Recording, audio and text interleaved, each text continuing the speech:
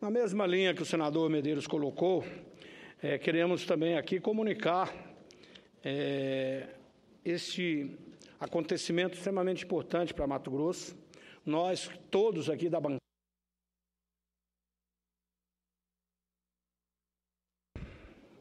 tanto os deputados federais, e aí todos do Mato Grosso, bem como também nós, os 3 senadores, o Blairon, o Medeiros, e assim como a mim, que coube, inclusive, coletei a assinatura de todos os companheiros senadores, inclusive Vossa Excelência, senador Elmano também, foi sensível para que a gente pudesse votar em regime de urgência, urgentíssima, aqui o FEX.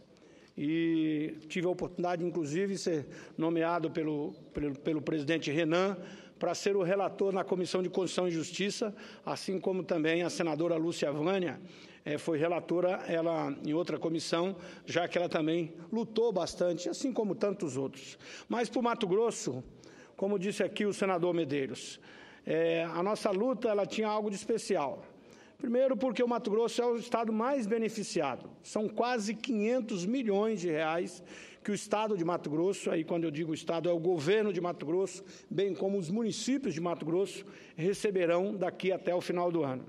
E é importante dizer que também, como relator do projeto de resolução número 1, que trata da guerra fiscal, ou seja, da unificação das alíquotas do ICMS, discutimos muito isso com o ministro Levi, com a própria presidente Dilma, da importância de que o governo, mesmo nesse momento de crise, senador Elmano, o governo federal fizesse um gesto para os estados e municípios brasileiros, principalmente aqueles que são exportadores das commodities agrícolas, das commodities do modo geral, minerais também, e que exportam esses produtos sem receber o ICMS. O meu estado, o estado de Mato Grosso, é um dos estados hoje que tem um PIB extremamente forte, são 14 bilhões, ou seja, a nossa balança comercial é extremamente positiva, e nesse momento de crise que vive o Brasil, com déficit, a produção agrícola tem ajudado muito o Brasil. E aí, se esses recursos não vão de volta, claro que a dificuldade para o Estado é muito grande. Por isso, lutamos muito aqui e conseguimos, então, convencer a equipe econômica da necessidade de devolver esse dinheiro aos estados, e principalmente, no nosso caso, Mato Grosso. E aí eu quero aqui registrar, principalmente o ministro Levi, a sua sensibilidade desde o início. Ele dizia, olha, nós precisamos aprovar o ajuste fiscal, mas eu entendo que devolver os recursos do FEX, que é da Lei Candir, mas, claro, o FEX não é obrigado, isso é bom dizer, o governo não é obrigado a devolver, mas o ministro entendia que deveria fazê-lo. E aí a própria presidente Dilma também, em algumas reuniões que tivemos, ela colocava, tanto a mim como ao senador Blairo, que pudesse transmitir à população de Mato Grosso, aos prefeitos, ao governador do estado, que o governo iria fazer essa compensação, ou seja, devolver aquilo que os estados perdem com as exportações. E hoje, felizmente, nós podemos aqui afirmar, e já está na conta do governo de Mato Grosso, são 74,1 milhões, e para os municípios 24,1 milhão, é a primeira parcela desse total que eu disse aqui, quase 500 milhões, chegará até o final do ano. Isso é muito importante, porque vai permitir com que os municípios de Mato Grosso e o governo também, que já estava anunciando até a possibilidade de não ter o recurso para pagar a folha de pagamento, com esses recursos agora nós teremos condições, então, tanto o governo do estado de Mato Grosso como os prefeitos de Mato Grosso, de honrar esses compromissos, não trazendo ainda mais transtorno, principalmente aos trabalhadores, os funcionários públicos do governo de Mato Grosso e das prefeituras. Agora é bom dizer também, senhor presidente, que mesmo nesse momento de crise o governo honra, liberando esses recursos. E aí também que nós todos aqui, tanto os senadores como os deputados federais, trabalhamos unidos, sem olhar cor partidária. Todos sabem que lá no Mato Grosso, e principalmente eu que fui candidato a senador, É a primeira vez na história do Mato Grosso que um senador é eleito, que não esteja na chapa do governador, é eleito no primeiro turno. Portanto, somos oposição ao atual governador Pedro Taques, mas não somos contra a população mato-grossense. Portanto, a nossa obrigação e o nosso compromisso é estar aqui em Brasília, como eu dizia na campanha. Vamos lá para exigir o que é de direito do Mato Grosso. E esse é um direito líquido e certo, porque nós estamos cumprindo a nossa parte, produzindo, e eu tenho dito muitas vezes aqui dessa tribuna, só a região do Araguaia, que é uma região nova, uma nova fronteira agrícola que está se abrindo, com os investimentos que precisam ser feitos na logística, na construção das estradas, da ferrovia norte-sul, que precisa chegar até Água Boa, de Água Boa seguir no sonho de ser uma ferrovia transcontinental, passando pelo nortão de Mato Grosso, indo até o Peru, mas só com o investimento das nossas estradas, da conclusão da 158, a região do Araguaia tem condições de produzir tudo o que produz Mato Grosso. E só o Mato Grosso tem condições de produzir tudo o que produz o Brasil. Portanto, o nosso Estado é um Estado solução e um Estado que tem ajudado muito nesta questão das exportações. Eu quero aqui, então, parabenizar o nosso coordenador, o deputado Ezequiel, e todos os deputados federais, bem como também os nossos 3 senadores, que quero aqui repetir, o senador Blairon, o senador José Medeiros, que também lutaram muito para que isso fosse a realidade. Eu ainda quero, senhor presidente, registrar rapidamente aqui, amanhã, a cidade de Cáceres, uma das cidades mais importantes, uma cidade polo do estado de Mato Grosso, faz aniversário. E, como um breve histórico, ela que tem hoje o nosso prefeito lá, prefeito de Cáceres, é o nosso companheiro Francis Mares, do PMDB, e também quero aqui cumprimentar, em nome daquela população, todos os vereadores, ou seja, cumprimentar a população em nome dos vereadores, principalmente do vereador presidente da Câmara dos Vereadores, aí eu falo em nome de todos eles, o vereador Márcio Lacerda, o nosso companheiro Marcinho, ele que é sobrinho do ex-senador Márcio Lacerda. E a cidade de Cáceres é conhecida como a princesinha do Paraguai, uma cidade que foi fundada em 1778 pelo tenente de dragões Antônio Pinto Rego e Carvalho. No início, esse povoado de Cáceres não passava de uma aldeia, centrada em torno da igrejinha de São Luís de França. O historiador Natalino Ferreira Mendes conta em seus livros que, em meados do século passado, Vila Maria do Paraguai experimentou algum progresso, graças ao evento do ciclo da indústria extrativista, que tinha seus principais produtos o gado, na região do Pantanal, também a borracha e também a Ipecacunha, e o ouro negro da floresta, e a abertura também da navegação fluvial do rio Paraguai-Paraná. Em 1860, a Vila Maria do Paraguai já contava com sua Câmara Municipal, mas só em 1874 foi elevada à categoria de cidade, com o nome de São Luís de Cáceres, em homenagem ao padroeiro e ao fundador da cidade. E em 1938, o município passou a chamar-se apenas Cáceres. Quero aqui registrar que todo o desenvolvimento de Mato Grosso, ele se deu principalmente através da navegação do rio Paraguai-Paraná. E lá, a cidade de Cáceres cobra de todos nós, e é um compromisso nosso, de lutar para que a gente possa voltar à questão da navegação do Paraguai-Paraná. Toda aquela região se desenvolveu exatamente através da hidrovia. Depois vieram as questões ambientais e, infelizmente, nós não temos hoje o Porto de Morrinhos, que é um porto que pode ajudar muito aquela região a desenvolver. E aqui, como presidente da Frente Parlamentar de Logística, Transporte e Armazenamento, já falei com o ministro Antônio Carlos, agora temos um diretor de Mato Grosso, o doutor Luiz Garcia, e evitaremos todos os esforços para que a gente possa fazer o asfaltamento da BR-174, ligando Cáceres até o Porto de Morrinhos e, claro, vencer essas questões ambientais para que a gente possa voltar à navegabilidade do rio e à navegação do rio. e sempre tenho dito que hoje, com a tecnologia disponível, não são mais os rios que têm que se adaptar às embarcações. Claro, é perfeitamente possível fazer com que as embarcações possam se adaptar aos nossos rios e a gente aproveitar aquilo que Deus nos deu para também diminuir o custo do Brasil, fazendo também a questão da nossa navegação.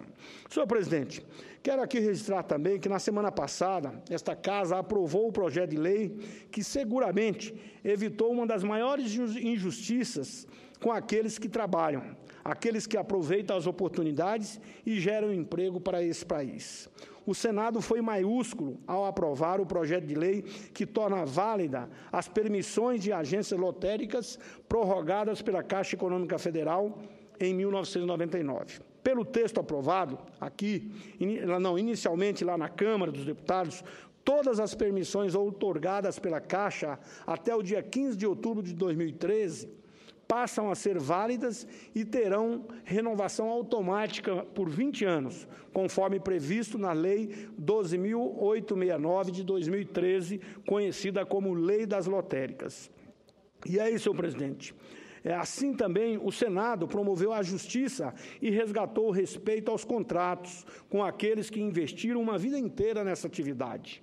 Mais de 6 mil lotéricos, a partir daquela noite, passaram a dormir um pouco mais aliviados do peso que carregavam. Há muitos meses, diante do risco de que poderiam perder tudo. Isso são mais de 6 mil lotéricos. A seguir, uma recomendação do Tribunal de Contas, que, ao meu ver, com todo o respeito que tenho por essa corte, aquela decisão estava muito longe de contemplar o aspecto social. Até porque, senhor presidente, não estávamos tratando de ilegalidade, mas de direitos adquiridos por força da lei. E aí eu quero dizer que me sinto muito feliz por ter ajudado e ter participado desse momento de reparação. Entendendo a gravidade do momento, inclusive saí aqui a coleta das assinaturas de apoiamento para que a gente pudesse votar em regime de urgência urgentíssima. E na quarta-feira passada, então, conseguimos colocar isso aqui no plenário. O nosso companheiro de Senado e do meu estado, o senador Blário Maggi, relatou, e hoje, felizmente, a gente pode dizer aqui que trouxemos tranquilidade. E aqui ouvimos, inclusive, alguns senadores até pedir desculpa aos lotéricos. Porque, senador Eumano, essas pessoas dedicaram a sua vida de uma hora para outra, podia perder tudo. Ainda mais no momento de crise que vive o país, a nossa maior preocupação é a questão da geração de empregos. E, infelizmente, nós estávamos trazendo era intranquilidade. Essa decisão do Tribunal de Contas estava trazendo era intranquilidade a esses 6 mil lotéricos e, claro, chefes de família que tiveram que largar a sua vida para vir aqui reivindicar aquilo que, ao nosso entender, era direito líquido e certo de cada um. E aí, senhor presidente, espero que agora também, claro, vamos manter a vigília para que essa sanção aconteça. Inclusive, hoje falei com a presidente lá na posse dos ministros. Pois não, senador Eumano? Queria cumprimentar a Vossa Excelência, esse pronunciamento que faz, sobretudo, nessa consideração com respeito à decisão que esta Casa tomou na semana passada, após uma decisão da Câmara dos Deputados, ou seja, o Congresso Nacional, em sintonia com os problemas nacionais, tanto a Câmara como o Senado entenderam o reclamo, como Vossa Excelência disse, de mais de 6 mil lotéricos do Brasil. Quer dizer, pessoas que investiram ao longo dos últimos 10, 20 e tantos anos, e de uma hora para outra foi surpreendida todas aquelas pessoas que apostaram naquele empreendimento, arriscaram capital, investiram e, surpreendentemente, ficaram chocados com aquela decisão. Mas esse Congresso, que sempre está em sintonia com a população, embora em dados momentos não reconhecidos por boa parte da população brasileira, esta Casa sempre se faz presente numa hora dessa. Ou seja, tanto a Câmara como o Senado da República tomou esta decisão. e resgatou um direito consagrado, como disse Vossa Excelência, quer dizer, aquelas pessoas que vinham trabalhando.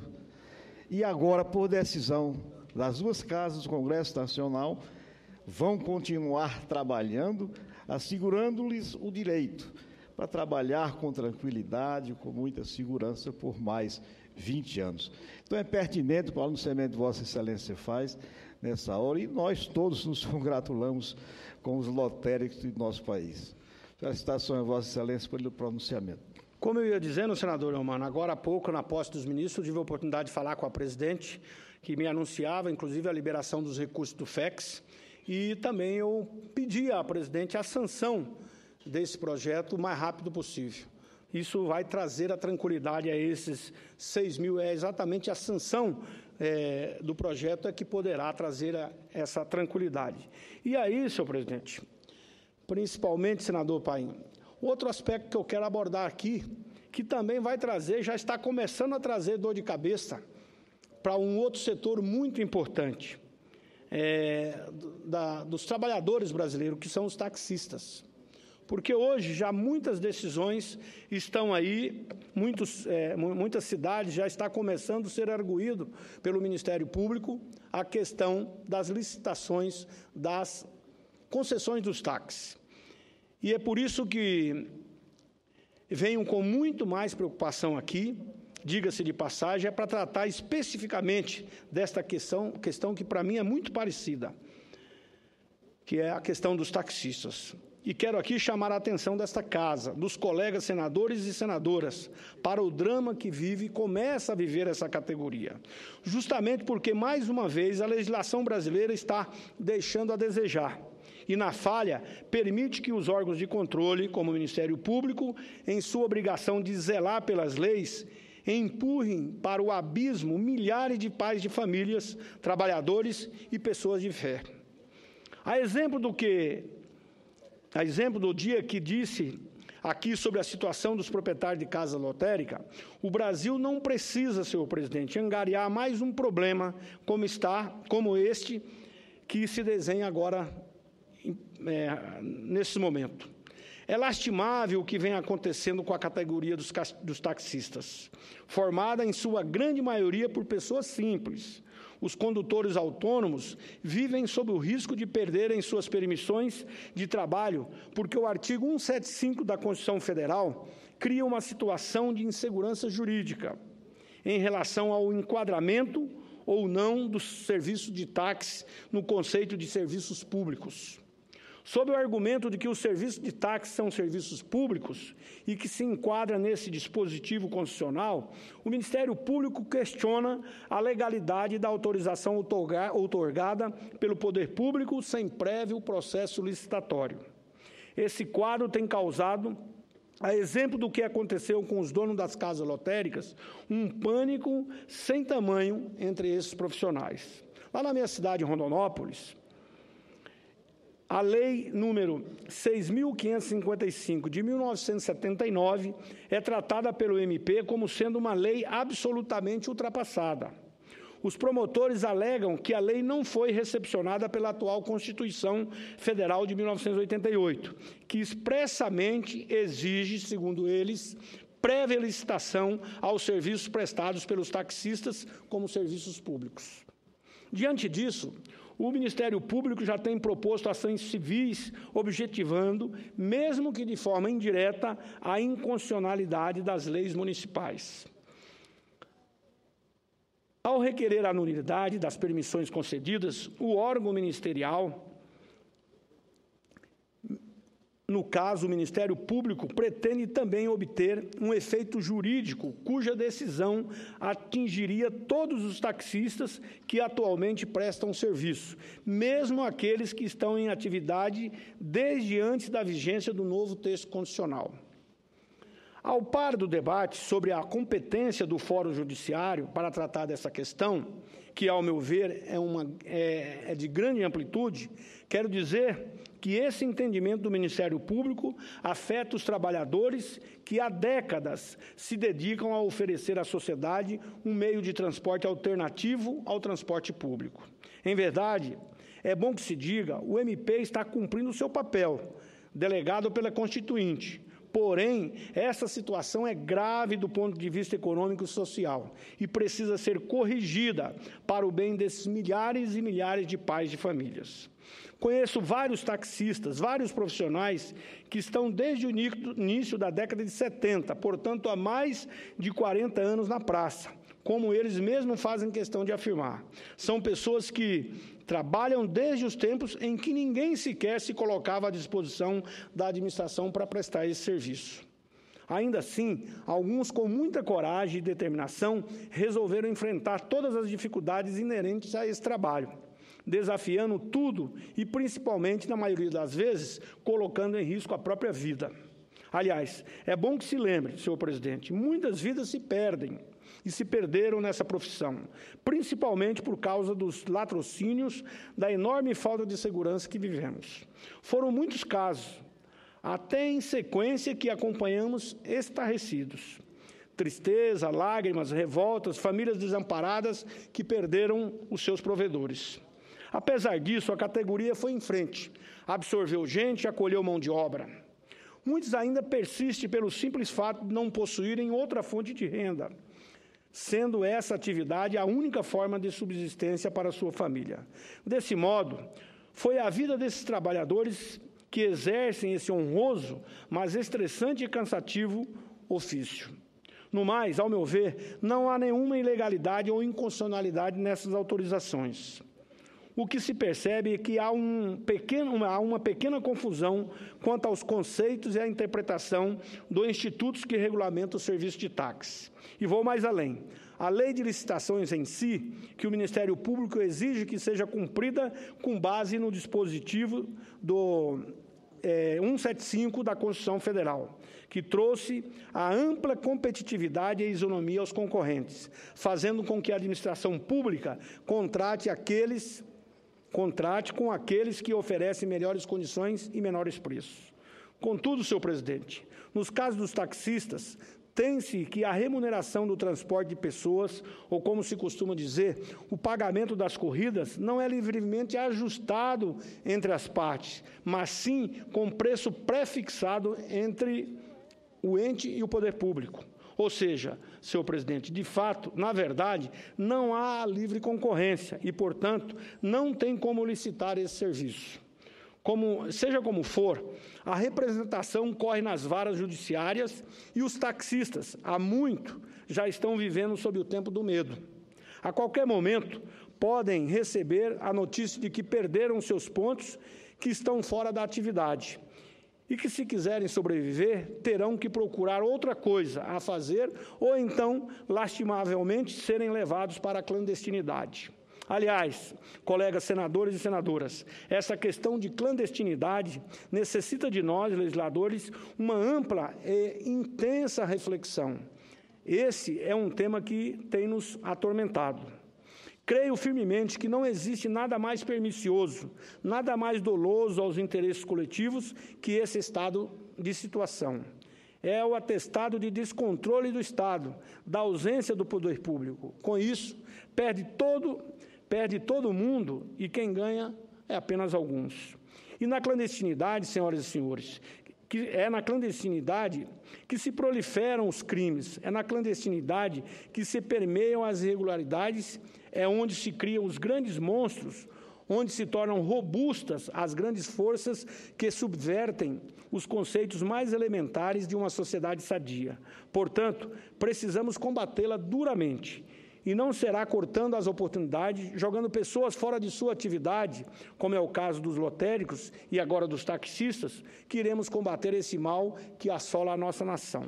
Devemos estar atentos. Chamo a atenção para esse tema porque ainda no ano passado, no mandato de deputado federal, no meu 6º mandato, apresentei um projeto de emenda constitucional para procurar corrigir essa situação. Isso trata-se da PEC apresentada de número 425 de 2014, que está sendo relatada pelo deputado Osmar Serraglio em uma comissão especial. Defende que os serviços de táxis são serviços de utilidade pública e não serviços públicos. Neste caso, a prestação desse serviço com a interpretação adotada há muitos anos, depende de autorização do poder público e não de concessão ou permissão que exige concorrência de forma como o Ministério Público vem procedendo. Creio assim, colegas, senadores e senadoras, que com essa pequena, mas significativa alteração do texto constitucional, estaremos eliminando definitivamente toda a insegurança jurídica que a má interpretação do artigo 175 da Constituição Federal tem trazido para os taxistas do país. Temos uma Constituição Federal republicana e cidadã. Com 27 anos de promulgação, é natural que tenhamos que fazer algumas alterações de forma a manter o seu espírito vigente, renovado de acordo com os anseios populares. Somos um país onde a solidariedade é a marca maior do seu povo. Aí está, portanto, uma alteração necessária. Peço aqui, então, presidente, o apoio de todos. Uma vez aprovada a PEC na Câmara, passamos a aprovar também aqui e restituir a paz e a justiça a esses trabalhadores e trabalhadoras taxistas do Brasil. Muito obrigado.